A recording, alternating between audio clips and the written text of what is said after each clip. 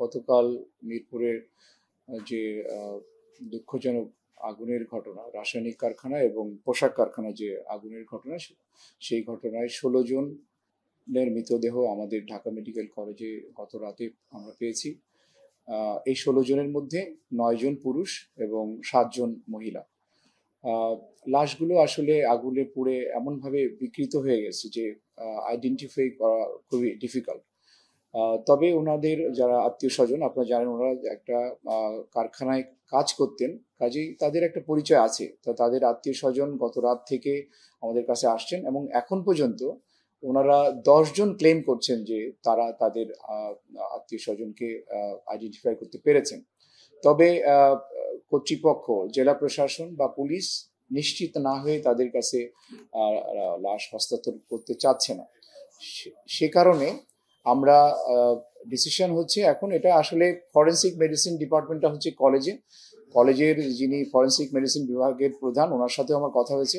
সেক্ষেত্রে আমরা তাদের সবার ডিএনএ স্যাম্পল রেখে তারপরে লাশ হস্তান্তর করা হবে যারা ক্লেম করছে। আর যেগুলো কেউ ক্লেমেন্ট নাই বা আননোন থাকবে, সেগুলো হয়তো আমরা কয়েকদিন দেখব, তারপরে হয়তো বা আঞ্জুমানে মুফিদুল ইসলামের কাছে হস্তান্তর করা হবে। মিরপুর থানা পুলিশ এটা নিয়ে কাজ করছে। ওনারা গত রাতেও ছিল প্রায় সারা রাত, এবং এখন আবার ওনারা আসছেন এবং আমি জেলা প্রশাসনের সাথে কথা বলেছি।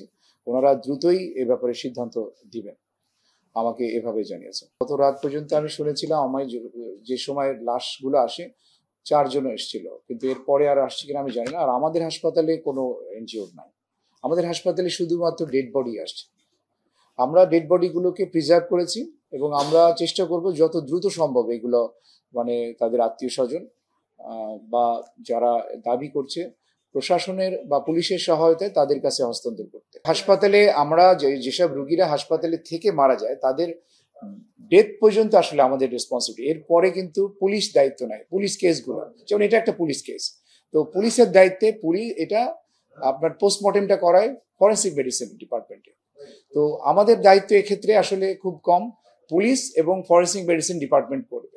এবং অনেকে এসব কেসে আমরা অতীতে দেখেছি যে জেলা প্রশাসন যদি অনুমতি দেয় যে পোস্টমর্টেম ছাড়াই, যে এটা একটা অ্যাক্সিডেন্ট, তারা যদি ওইভাবে বিবেচনা করে যে পোস্টমর্টেম ছাড়াই বা আত্মীয় স্বজন যদি চায় যে আমরা পোস্টমর্টেম করবো না, তাহলে জেলা প্রশাসনের অনুমতি নিয়ে তারা ডেড বডি নিয়ে যেতে পারে।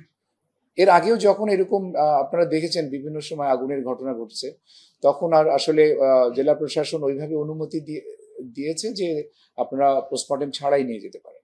তো সেটা জেলা প্রশাসন বা পুলিশ প্রশাসন যে সিদ্ধান্ত দেয় সেই মতোই হবে। এবং আত্মীয় স্বজনদের চায় যে আমরা পোস্টমর্টেম করতে চাই, তাহলে সেক্ষেত্রে পোস্টমর্টেম করেই তারা নিতে পারে। ডিএনএ টেস্টটা আসলে স্যাম্পল রাখা হয়, টেস্ট করে ফাইনাল রিপোর্টটা দিতে কিন্তু সময় লাগে। কিন্তু লাশ ওনারা এখনই হস্তান্তর করবে, যেগুলো যারা ক্লেম করছে। যেগুলো কেউ দাবি করছে না সেগুলোকে হয়তো আমরা রেখে দিব, কিন্তু যেগুলো দাবিদার আছে তাদের কাছে দিয়ে দেওয়া হবে যখন প্রশাসন স্যাটিসফাইড হবে যে না ঠিক আছে উনি সঠিকভাবেই দাবি করছেন। স্যাটিসফাইড হলে তখন তার কাছে হস্তান্তর করবে, স্যাটিসফাইড না হলে ওটা আমরা রেখে দিব।